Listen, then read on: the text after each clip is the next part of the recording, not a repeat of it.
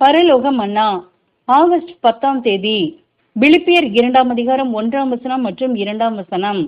கிறிஸ்துவுக்குள் யாதொரு ஆறுதலும், அன்பினாலே யாதொரு தேறுதலும், ஆவியின் யாதொரு ஐக்கியமும், யாதொரு உருக்கமான பட்சமும் இரக்கங்களும் உண்டானால் நீங்கள் ஏக சிந்தையும் ஏக அன்பும் உள்ளவர்களாயிருந்து இசைந்த ஆத்துமாக்களாய் ஒன்றையே சிந்தித்து என் சந்தோஷத்தை நிறைவாக்குங்கள். வசனங்களுக்குரிய விளக்கம். ஒருமைப்பாட்டுக்கும் சமாதானத்திற்கும் சகோதர அன்பிற்கும் இந்த வார்த்தைகள் எவ்வளவு உற்சாகத்தை தரக்கூடியதாக உள்ளது. இது எவ்வளவாக பொறுமையையும் மனத்தாழ்மையையும் உதவுதலையும் சகோதரரை ஆதரிப்பதிலும் நம்மை உற்சாகப்படுத்துகிறது. இவை யாவற்றிலும் தேவ ஆவி பெருகி காணப்படுகிறது. மேலும் சரியான பாதையில் அழைத்து செல்கிறது. ஒவ்வொரு சகோதர சகோதரியும் ஆறுதலின் மகன் என்று பெயர் பெற்றுக்கொண்ட பர்னபாவை போல் ஒத்த குணமுடையவர்களாக விளங்க வேண்டும்.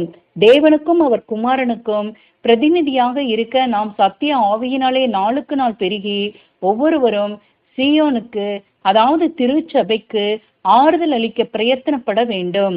ஆமேன்.